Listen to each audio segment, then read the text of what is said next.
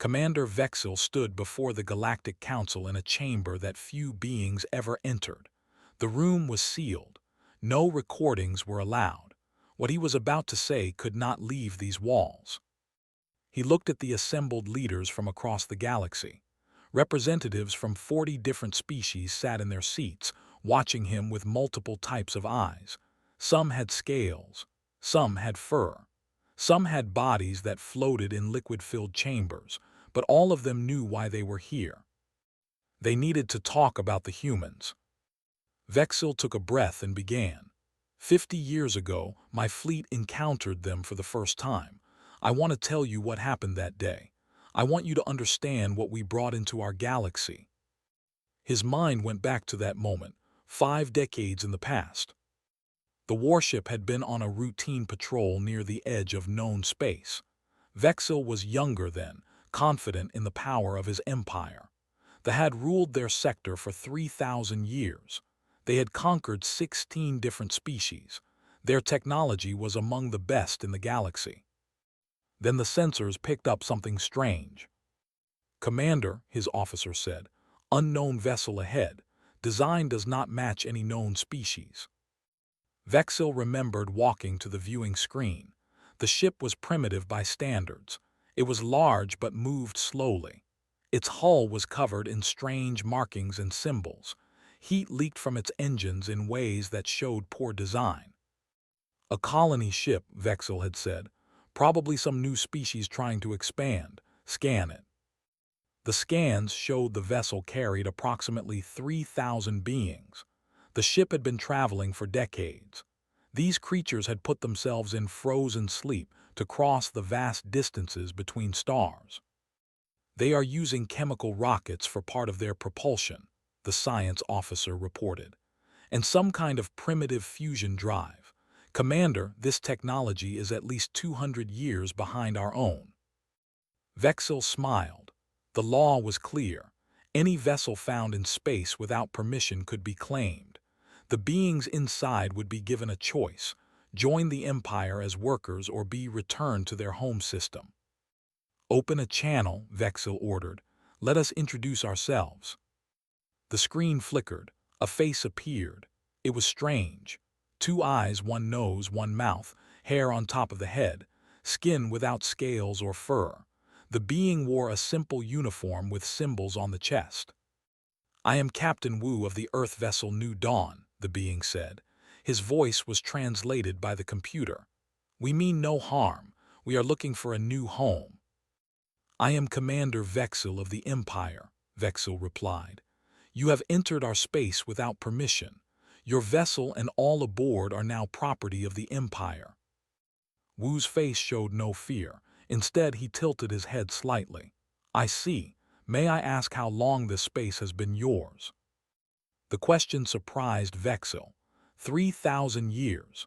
We have conquered and controlled this region since before your species learned to make fire, I suspect." "Conquered," Wu repeated. "How many species live in your empire?" 16, all serving the people." "And do they serve willingly?" Vexil felt his temper rise. "That is not your concern. You will surrender your vessel or we will take it by force." The screen split. Another human appeared. This one was female with short dark hair and grease stains on her hands. "Captain, I'm Engineer Bora. I've been listening. Commander Vexil, before you do anything, I have questions about your ship." Vexil blinked. "Questions?" "Yes, how do you generate power? Your vessel is much larger than ours, but I detect no heat waste. Your engines produce no visible exhaust. How is this possible?" "Our technology is beyond your understanding," Vexil said. "Maybe," Bora replied, "but I'd love to learn. What kind of fuel do you use? How do you manage the energy conversion? Do you use antimatter, vacuum energy, something else?" For several minutes, the human asked technical questions. Detailed questions. Questions that showed she understood physics and engineering far better than her primitive ship suggested. Then a third human joined the screen, an older male with gray hair. "I am scientist, Commander Vexil. I have a demonstration for you." The view changed. stood in a workshop aboard the human ship. In front of him was a device made from pipes and wire. "We've been listening to your demand," said calmly. "We've also been scanning your ship just as you scanned ours. In the past 20 minutes I built this from spare parts. It generates a focused electromagnetic pulse. If we detonate it, your ship's systems will shut down for approximately 4 hours, long enough for us to escape." Vexil felt ice in his blood. "You're bluffing." "Perhaps," said, "but are you willing to risk it? Your ship is advanced. Ours is primitive, but we know how to improvise. We know how to survive. We've been doing it for our entire history." Captain Wu appeared again. "Commander, we don't want to fight, we just want to find a home. But we also won't become slaves. So here's what I propose. Let us go. In exchange, we'll share our navigation data. We've traveled through regions of space your people have never mapped. We've found 3 habitable planets in areas you probably consider worthless." "Why would we want worthless planets?" Vexil asked. "Because we've learned to live on worlds others think are impossible," Wu said. "And maybe someday that knowledge will be valuable to you." Vexil thought about his options. He could attack, but if the humans were telling the truth about their weapon, his ship would be disabled. His empire would see that as a failure, or he could let them go and gain information that might be useful. He made his choice. "Send your data," Vexil said. "Then leave our space, do not return." "Thank you, Commander," Wu said. "One more thing. In our culture we have a saying, 'We came in peace for all mankind.' I hope when we meet again it will be as friends." The transmission ended. The human ship slowly turned and moved away into deep space. Vexil's officer approached. "Commander, should we pursue them?" "No," Vexil said quietly. He watched the primitive ship disappear into the darkness. Something about the encounter troubled him. The humans had been calm, too calm. They had no weapons, no defenses. Yet they had not begged. They had not shown fear. Instead, they had learned. In minutes, they had asked questions, built a weapon, and negotiated their freedom. "Note this in the records," Vexil told his officer. "We encountered a species called humans from a planet called Earth. Classification: minor threat, primitive technology but cunning minds." Back in the council chamber, Vexil looked at the assembled leaders. "That was my first mistake. I called them a minor threat. I let them go. I thought they were just clever scavengers who got lucky." He paused. "I was wrong. Very wrong. And I will spend the rest of this session telling you why those humans, those primitive beings in their slow ship, became the most dangerous species in the galaxy." The council members shifted in their seats. Some looked nervous. They all knew what humanity had become in 50 years. But they didn't know the whole story yet. Vexil continued his testimony before the sealed council chamber. 5 years had passed since his first encounter with the humans. 5 years that changed everything. "I didn't think about the humans much after that first meeting," Vexil admitted. "We had our own concerns, border disputes, trade negotiations, the usual business of empire. Then the reports started coming in." The first report arrived on a quiet morning. A survey team had discovered something unusual near the outer rim. The region was known as the Dead Zone, 12 planets orbiting a dying star. The radiation levels were so high that no known species could survive there. But someone was there. The survey team found structures on the 3rd planet, domed cities, ships coming and going, and when they scanned the life signs they found humans. "Impossible," Vexil had said when he read the report. "No biological life can survive that radiation." He took a ship to see for himself. What he found amazed him. The humans had built their colony underground.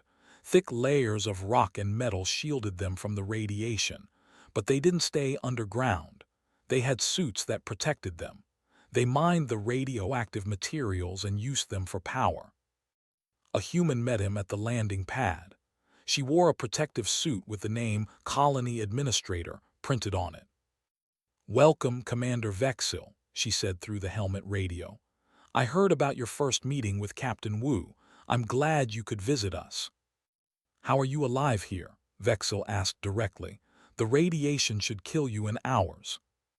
Laughed. It would kill us without protection, but we learned to adapt. Our suits have multiple layers. The outer layer actually absorbs radiation and converts it to power. The inner layers block what gets through. We can work outside for 6 hours at a time. She showed him the colony. 3,000 humans lived there. They had farms in underground caverns lit by artificial lights. They had schools for their children. They had factories that produced tools and equipment. Why live here? Vexil asked. There are safer places in the galaxy. Because no one else wants this place, explained. The minerals here are valuable, the energy is free, and we don't mind the challenge. Humans have always lived in difficult places. Our planet had deserts, frozen wastelands, deep oceans. We learned to survive everywhere. Over the next year, more reports came. The humans were expanding fast, too fast. They didn't follow normal patterns. Most species in the galaxy were careful. They colonized safe planets, worlds with breathable air, comfortable temperatures, and plenty of water. They avoided dangerous places. Humans did the opposite. They settled on a high-gravity world that would crush most species. They built cities on a planet covered in active volcanoes. They created floating colonies in the atmosphere of a gas giant.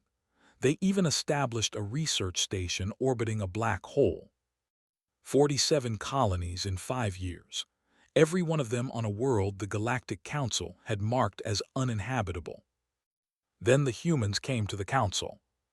Ambassador arrived at the Council headquarters on the Central World. He was a small man with gray hair and calm eyes. He wore a simple suit and carried only a data pad. Vexil watched from the gallery as addressed the Council. Leaders of the galactic community, said, I come representing the United Colonies of Humanity. We wish to propose a treaty of mutual defense and cooperation. One of the council members, a large being from the Empire, made a noise that sounded like laughter. Defense? You have no military. Your ships are civilian vessels. What defense can you offer? Smiled slightly. We may not have warships, but we have experience surviving in places where others cannot. We have knowledge of adaptation and innovation. These things can be valuable. You are scavengers living in the garbage dumps of the galaxy, another council member said. What makes you think you belong here? Because we are here, replied simply, and we will continue to be here. The question is whether we work together or separately. The council rejected the proposal. Most members didn't even take it seriously. Humans were too new, too primitive, too strange. But Vexil was curious. He requested permission to visit one of the human colonies for an official inspection. He chose a world called World, named after the administrator who had built the first radiation colony. This planet was different. It was a volcanic nightmare. The surface temperature reached 500 degrees in some places. Toxic gases filled the air. Lava flows destroyed anything in their path. Yet humans lived there. He met researcher at the colony landing pad. Was young, maybe 30 years old in human terms. He wore a heat-resistant suit and seemed excited to have a visitor.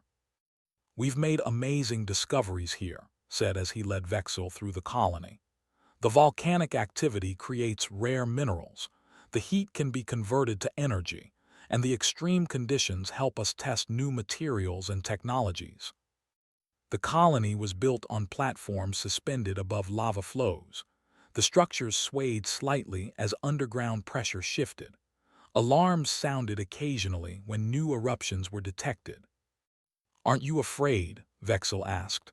This planet could kill you at any moment. Shrugged. Our home planet had volcanoes too, and earthquakes, and hurricanes, and diseases, and predators. Everything on Earth tried to kill us for millions of years, so we learned. We adapted. We became very good at not dying. He showed Vexil the research labs. Humans were studying the local geology, testing new metals, developing heat-resistant materials. They weren't just surviving, they were thriving. "Why do you live like this?" Vexil asked. "You could request permission to settle on safer worlds." "We could," agreed. "But safe worlds are already taken. Besides, we don't want safe. We want challenge, we want to learn. Every difficult world teaches us something new." That night, Vexil wrote a report to his superiors. He tried to explain what he was seeing. The humans didn't terraform planets to match their needs. They changed themselves and their technology to match the planets. They didn't conquer nature. They worked with it, they understood it, and then they used it. "I recommend we monitor the humans closely," Vexil wrote. "They are not like other species. They see opportunity where we see danger. They adapt faster than should be possible. Current threat level, moderate." His superiors ignored the report. But Vexil couldn't ignore what he'd seen. He kept watching the humans.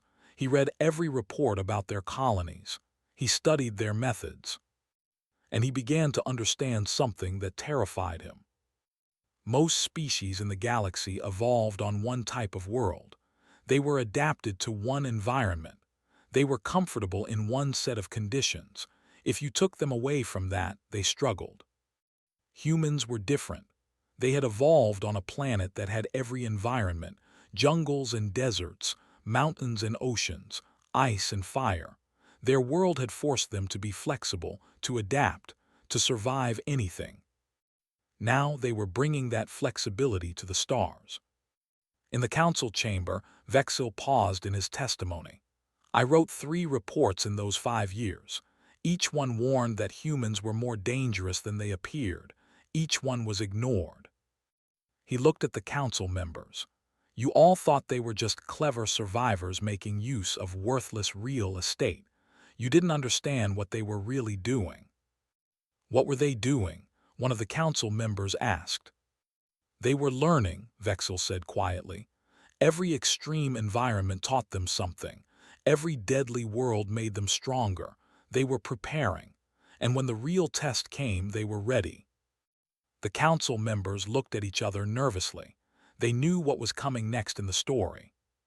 The swarm. The council chamber grew quiet as Vexil prepared to describe the invasion. Every being in the room remembered that dark time. Some still had nightmares about it. "The swarm came from beyond the galactic rim," Vexil began. "We had no warning.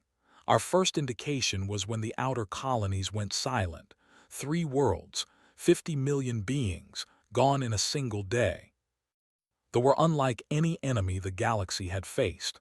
They were insect-like creatures that moved in vast swarms, millions of individuals acting as one mind. They didn't negotiate. They didn't communicate. They simply consumed everything in their path." By the time the council understood the threat, the swarm had destroyed 12 civilizations.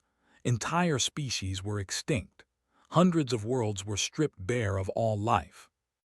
The council activated every military protocol. Fleets were assembled. Defensive positions were established. The plan was simple: hold the line at the barrier systems. Let the swarm come to fortified positions where superior technology could stop them. Vexil commanded one of the largest defensive fleets, 500 warships, the best weapons the Empire had ever built. They waited at the barrier systems with forces from 20 other species. The swarm hit them like a wave of death. "We held for 6 hours," Vexil said quietly. "Then we retreated. Standard military doctrine: fall back to the next defensive line, preserve the fleet, wait for reinforcements." The council members knew this story. It was taught in their military academies. The Great Retreat, a necessary tactical withdrawal. But while the council fleets retreated, someone else didn't. The humans stayed. Vexil first heard about it from intercepted communications. A human colony called Aegis 7 was directly in the swarm's path. Council protocols said it should be evacuated immediately. The colonial administrator sent a message instead. Her name was, and her response to the evacuation order was short. Negative, we're staying. Council command was furious. You have no military defenses. You will be slaughtered. Evacuate immediately. His reply was calm. We have 3,000 colonists. We have mining equipment. We have supplies. And we have something you don't have. We have experience surviving impossible situations. Aegis 7 will stand. The council wrote them off as dead. Vexil watched the tactical displays, expecting to see the colony's life signs disappear within hours. They didn't. Instead, reports started coming in. Strange reports, confusing reports. The swarm had arrived at Aegis 7, but they weren't overwhelming the colony. They were dying. Vexil diverted a scout ship to observe.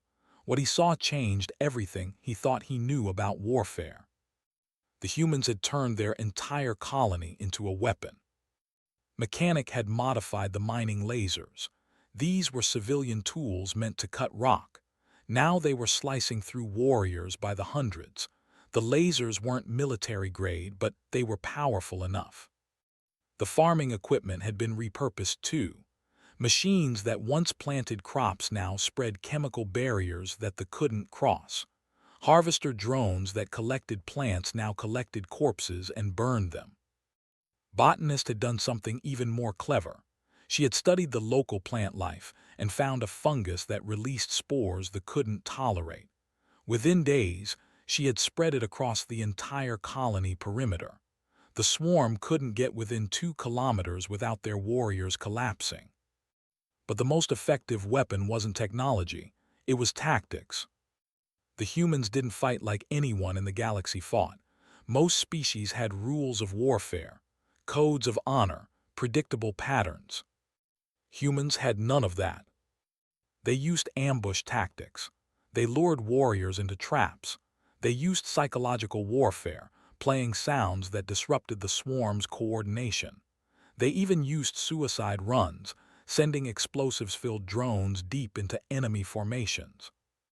They fight dirty, Vexil's tactical officer reported with disgust. They fight to win, Vexil corrected. Over the next week, something incredible happened. Not only did Aegis 7 survive, but the swarm actively avoided it. The swarm changed its route to go around the human colony. Word spread fast. Other human colonies facing the swarm adopted similar tactics. Each colony fought differently, adapting to local conditions. But they all fought with the same ruthless efficiency. A colony on an ice world froze warriors in their tracks. A colony near a gas giant used atmospheric pressure to crush them. A colony in an asteroid field used the rocks themselves as projectiles. Within 3 months, 40 human colonies had faced the swarm. 38 survived. The 2 that fell did so because they were overwhelmed by numbers, but even in death, they took massive numbers with them. Meanwhile, council worlds were falling. Worlds with proper militaries. Worlds with defensive systems. Worlds with thousands of years of military tradition. The humans succeeded where trained soldiers failed. Vexil received orders to observe and report. He visited the human colony on Aegis 7 after the first wave of attacks ended. Colonial Administrator met him at the landing pad. She looked tired. Her uniform was stained with dirt and blood, but her eyes were sharp and alert. "Welcome, Commander Vexil," she said. "Sorry about the mess. We haven't had time to clean up properly." The colony looked like a battlefield. Burn marks covered the walls. Makeshift barricades stood everywhere. The smell of death hung in the air. "How did you do this?" Vexil asked. "You have no military training, no proper weapons. By all logic, you should be dead." Walked him through the colony. She showed him the defensive positions, the modified equipment, the clever traps and barriers. "We learned from history," she explained. "On Earth, humans fought each other for thousands of years. We learned every trick, every tactic, every way to kill and survive. We learned that honor doesn't matter when you're fighting for your life. Only victory matters." She pointed to a group of colonists repairing a damaged section. "That's Mechanic. He's the one who figured out how to turn mining lasers into weapons. He worked on it for 20 hours straight without sleep." Another group was spreading more fungal spores. "That's Botanist's team. She didn't just find one fungus. She found 7 different organisms that hurt the. She's creating an ecosystem of death around our colony." "But you're civilians," Vexel protested. "You're farmers and miners and scientists." "No," corrected gently. "We're humans, and humans don't have a warrior class because every single one of us is a warrior when we need to be. It's in our nature. Earth made sure of that." She looked out at the devastated landscape beyond the colony walls. "Our planet spent millions of years trying to kill us. Predators hunted us. Diseases infected us. Weather destroyed us. Other humans fought us. We survived all of it. We learned to adapt. We learned to use anything as a weapon. We learned that there are no rules when extinction is the alternative." Vexel felt something cold in his chest. Fear. This small human woman with dirt on her face and blood on her hands was more dangerous than any warrior he had ever met. "The swarm will come again," Vexel said, "in greater numbers." "Let them come," replied. "We'll be ready, we're always ready." Back in the council chamber, Vexel looked at the assembled leaders. "That was when I understood the truth. The humans didn't just survive on dangerous worlds for the challenge. They were training. Every deadly planet was practice. Every impossible situation made them stronger." He brought up a holographic display showing casualty numbers. In the first year of the invasion, the Council lost 147 worlds. Trillions of beings died. Our fleets were decimated. The display changed. Human colonies lost 2 worlds, and they inflicted more casualties on the swarm than all our military forces combined. The council members shifted uncomfortably. They remembered the shame of that time, how they had failed while the primitives succeeded. "And then," Vexel said softly, "we made our second mistake. We asked them for help." Vexel paused in his testimony, gathering his thoughts. This part of the story was harder to tell. This was where everything changed. "The council was desperate," he continued. "We had lost too many worlds, too many beings. Our fleets were scattered. Our defenses were broken. So the High Council did something they never thought they would do. They contacted the humans and asked for military assistance. The message was sent to Earth and all human colonies. It was formal and careful, the kind of diplomatic language the Council used when dealing with equals. The human response came within hours. Fleet Commander Sung would lead their forces to Council space. He would arrive in 2 weeks.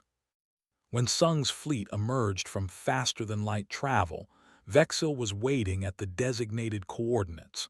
What he saw made him question everything. The human military fleet consisted of 60 ships, but they weren't warships. They were retrofitted colony vessels and merchant ships, civilian craft with weapons bolted onto their hulls. Some still had cargo containers attached. Others had mismatched armor plating. It looked like a scrap fleet, a desperate collection of whatever the humans could put together. Vexil's tactical officer laughed when he saw them. "This is their military. They sent us garbage." But Vexil noticed something. Every single ship had burn marks, battle damage that had been repaired. These ships had fought before, and they had survived.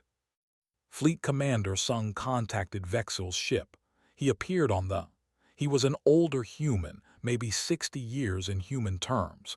His face was weathered and his eyes were the eyes of someone who had seen too much death. "Commander Vexil," Sung said, "I understand you'll be our liaison with the Council forces. I look forward to working with you." "Your fleet is smaller than expected," Vexil said carefully. Sung smiled. It wasn't a happy smile. "Every ship here has defended a colony against the.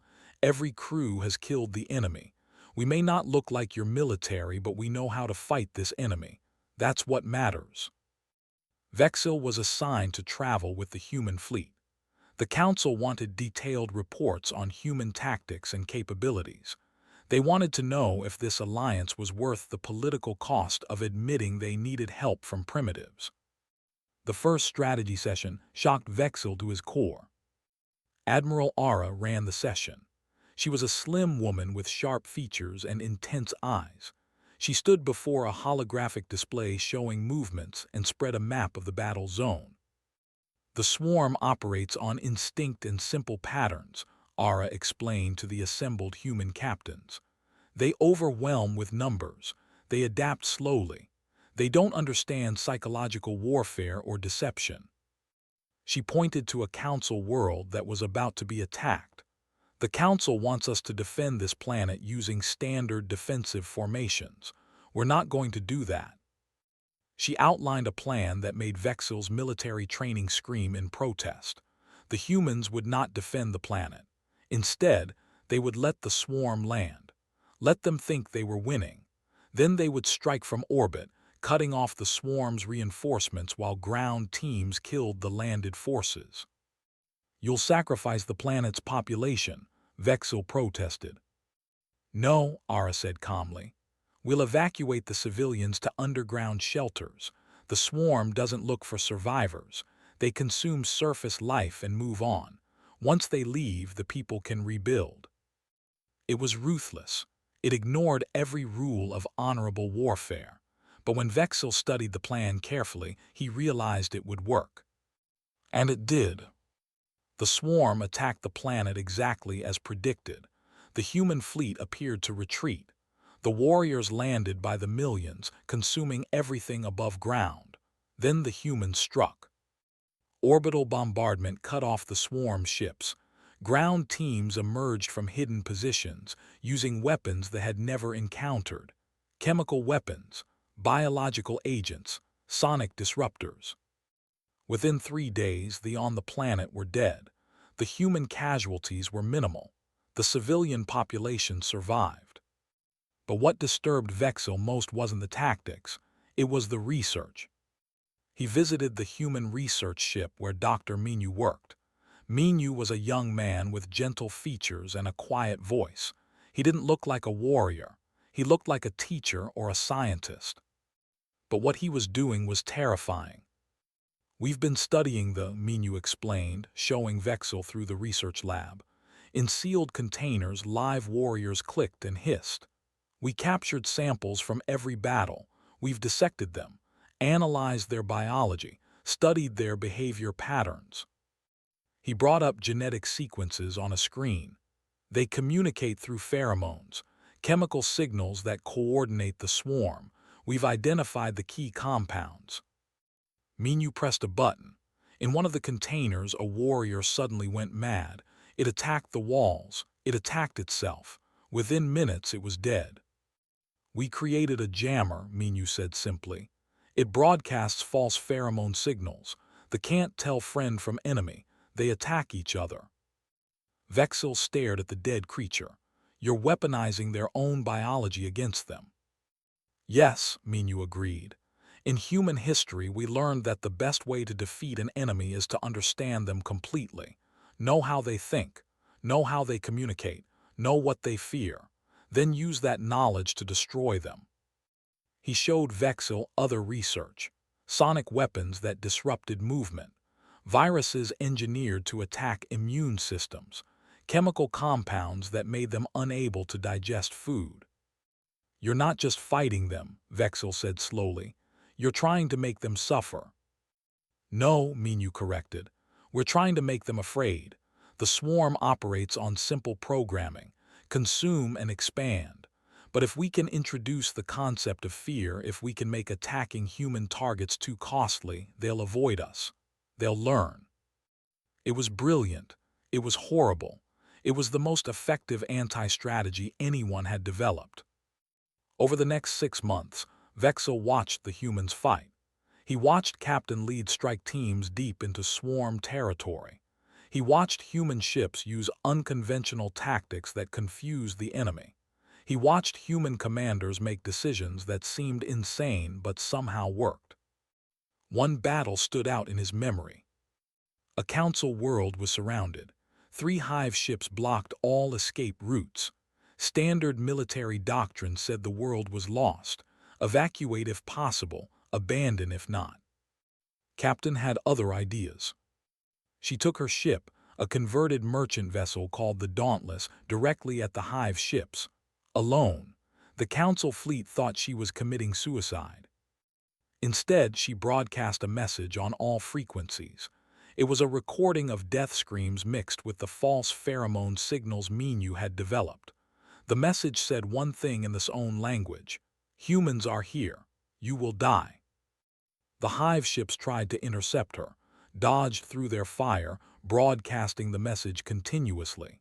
Then she did something completely unexpected. She rammed her ship into the smallest hive ship. But before impact, her crew evacuated in escape pods. The Dauntless, loaded with explosives, detonated inside the hive ship. The explosion destroyed both vessels and damaged the other 2 hive ships. The remaining hive ships retreated. His crew was picked up by council rescue ships.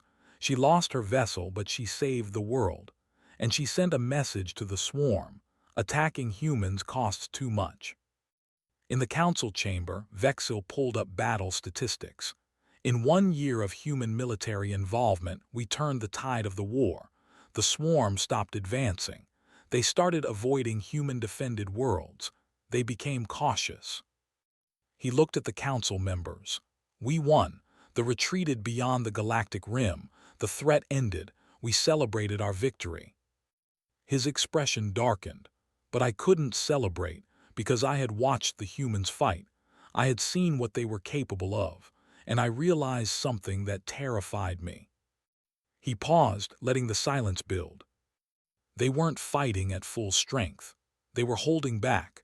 Every battle, every tactic, every weapon, it was all improvised. They were making it up as they went along. They didn't have a real military. They didn't have proper training or equipment. Vexil's voice dropped to almost a whisper. And they still won. Imagine what they could do if they actually prepared for war, if they built real warships, if they trained real soldiers, if they stopped improvising and started planning. The council members looked at each other with growing concern. So I asked Admiral Ara, Vexil continued. After the final battle, I asked her, what made your species this way? What made you so good at killing? He remembered her answer clearly. She had smiled sadly and said, we're from a planet that spent millions of years trying to kill us. We learned to return the favor. That's when I knew, Vexil said to the council. We had invited them to save us, but what happens when they surpass us? What happens when they no longer need us? Vexil stood before the sealed council chamber and took a deep breath. This was the hard part, the part that might end his career or worse, but the council needed to hear the truth. That was 20 years ago, he said. The war ended, the galaxy celebrated, humans became heroes. The council granted them full membership. We gave them access to our trade networks, our knowledge, our technology. We thought we were being generous. We thought we were helping them. He pulled up a holographic display showing the current state of human space. What had been 47 colonies 20 years ago was now 312. Human ships moved through every sector of the galaxy. Human traders, explorers, researchers, and workers were everywhere. Today, humans are integrated into every level of galactic society, Vexil continued. They serve as military advisors to 15 different species. They run security for the Council's most important facilities. They have become the primary defensive force against external threats. One of the Council members spoke up. This is all positive. The humans have been valuable allies. Why call this sealed session? Why speak in secret? Vexil pressed a button. New data appeared, classified reports, intelligence assessments, secret observations. Because I've been watching them, Vexil said quietly. For 20 years, I've tracked everything the humans do, and I've seen a pattern that terrifies me. He showed them the research centers. Humans had built scientific stations in every corner of explored space. They studied everything: physics, biology, engineering, weapons technology, ancient artifacts, forbidden knowledge. 2 years ago, Vexel said, a human researcher named Wu approached the Council Science Division with a proposal. She called it the Synthesis Initiative.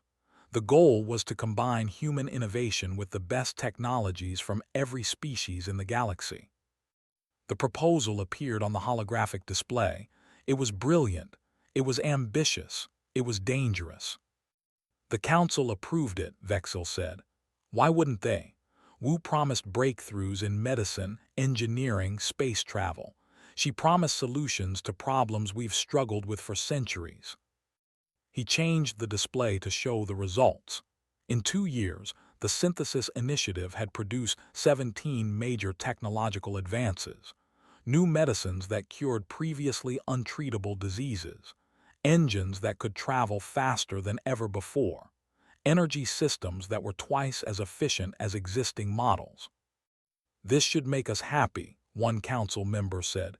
The humans are helping us. Are they? Vexel asked. Or are they learning from us? Every technology they help develop, they understand completely. Every secret we share, they remember. Every piece of knowledge we give them, they use to create something new.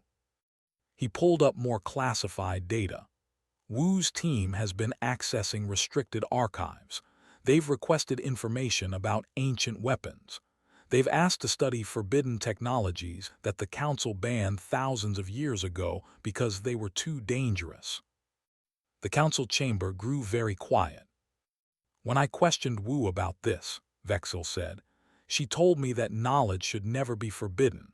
She said that humans believe understanding dangerous things makes them safer, not more dangerous. She said their species learned this lesson the hard way on Earth. He showed them communication records. Humans are now exploring regions of space that even the Council fears: dark space, the void between galaxies, areas where ancient species left warnings to never go. A video appeared. It showed a human exploration ship approaching a massive structure floating in the darkness. The structure was old, older than any known civilization. Strange symbols covered its surface. This footage is from 3 months ago, Vexel explained. A human science vessel found this in dark space. We don't know what it is. We don't know who built it, but the humans are studying it, against all warnings, against all common sense. He paused the video. This is what I mean about humans. They don't respect boundaries. They don't accept limits. If something is forbidden, they want to know why. If something is impossible, they want to try anyway. Another council member spoke. But they have been allies. They have fought beside us. They saved us from the "why do you fear them?" Vexel turned to face the council directly. I fear them because they haven't stopped adapting. They haven't stopped evolving. Every year they become stronger, smarter, more capable, and they do it faster than should be possible. He showed them military reports. 20 years ago they had no real military. Now they have a fleet of 200 warships, real warships, not retrofitted colony vessels, ships designed from the beginning to fight and kill. The warships appeared on the display. They were strange. They didn't look like any other species vessels. They were asymmetric, covered in unusual angles and structures. These ships incorporate technology from 17 different species, Vexel explained. But the humans didn't just copy our designs. They improved them. They found flaws in our engineering that we never noticed. They created hybrid systems that work better than anything we've built. He pulled up combat simulations. I ran classified war games, theoretical scenarios where human forces fight against council forces. The humans win 73% of the time, and that's using current capabilities. They're still building, still improving, still learning. One of the council members looked angry. Are you suggesting we should see the humans as enemies, after all they've done for us? No, Vexel said firmly. I'm suggesting we recognize what they are. The humans are not like other species. They don't think like us. They don't have our limitations. He showed them psychological profiles. Most species in the galaxy are specialists. We evolved to fit one specific environment. We're good at one thing. Humans are generalists. They're decent at everything. They can adapt to anything. They can learn anything. They can become anything. More data appeared. Human colonies on different types of worlds. Humans working in different professions. Humans integrated into different cultures. They're everywhere now, Vexil said. In 20 years, they've spread across the galaxy. They're in our governments, our militaries, our research centers, our businesses. They're not invading. They're not conquering. They're just joining, becoming part of everything. And we welcome them because they're helpful and friendly and they saved us. He pulled up one final piece of data. It showed a human ship at the edge of known space. The ship was new, state-of-the-art. It carried the name Pathfinder. This ship launched last week, Vexil said. It's commanded by Captain. She's 28 years old. Her mission is to explore beyond the galactic rim, to go further than any Council expedition has ever gone, to map the unknown. The video showed on her ship's bridge. She was young with bright eyes and an excited smile. She looked harmless, like someone's daughter or sister. But Vexil knew better. Captain was born on a colony world with toxic air, he explained. She learned to survive in a hostile environment from birth. She graduated top of her class in astrophysics and military strategy. She speaks 7 languages. She's trained in combat and diplomacy. She represents everything humanity has become. The video showed looking at star maps, maps of regions no one had ever explored. She was smiling. Look at her face, Vexil said to the Council. That's not fear, that's not caution, that's excitement. She's happy to go into the unknown. She wants to find what's out there. He turned off the display. The Council chamber was dark except for the dim lighting. That's what makes humans the most dangerous species in the galaxy, Vexil said softly. Not aggression, not malice, not even their adaptability or intelligence. It's their attitude. They see the unknown and they run toward it. They see impossible challenges and they smile. Nothing stops them. Nothing scares them enough to make them quit. He looked at each Council member in turn. We invited them because we needed help. We gave them membership because they earned it. We shared our knowledge because they were allies. But what happens when they surpass us? What happens when they discover something in dark space that changes everything? What happens when they no longer need the Council? The silence was heavy. I don't know if the humans will turn against us, Vexil admitted. I don't even think that's their plan. But I know this, in 50 years they've gone from primitive colony ships to being essential to galactic civilization. In another 50 years, what will they become? In 100 years? In 1,000? He pulled up one last image. Earth, the blue and green planet where humanity was born. This is their home world, Vexil said. A planet that tried to kill them for millions of years. A planet covered in dangers and disasters. And the humans loved it. They called it beautiful. They mourned when they had to leave it. He looked at the planet thoughtfully. What does it say about a species that they love a world that spent all of history trying to kill them? What does it say that they became strong because of that struggle, not despite it? Vexil turned back to the Council. I called this sealed session because you need to understand what we've done. We brought the most dangerous species in the galaxy into our community, not because they want to conquer us, not because they hate us, but because nothing can stop them from evolving, from learning, from becoming more than they were. He sat down slowly. I don't have a solution. I don't know what we should do. I just know that we need to be aware. We need to watch. We need to understand that the humans are our allies today, but they're changing faster than we can predict. The Council members sat in silence for a long time. Finally, the High Council leader spoke. What do you recommend, Commander Vexil? Vexil thought carefully before answering. Stay close to them. Keep them as allies, learn from them as they learn from us, but never forget what they are, never assume they have limits, never think we understand them completely. He stood up, and most importantly, never give them a reason to see us as enemies. Because if humanity ever decides we're a threat, I'm not sure anything in the galaxy could stop them. Far away on the bridge of the Pathfinder, Captain looked at the unexplored space ahead. Her crew was ready. Her ship was prepared. The unknown awaited. She smiled and gave the order. Take us beyond the rim. Let's see what's out there. The Pathfinder jumped to faster-than-light speed and disappeared into the darkness, carrying humanity's endless curiosity toward whatever mysteries awaited in the vast unknown.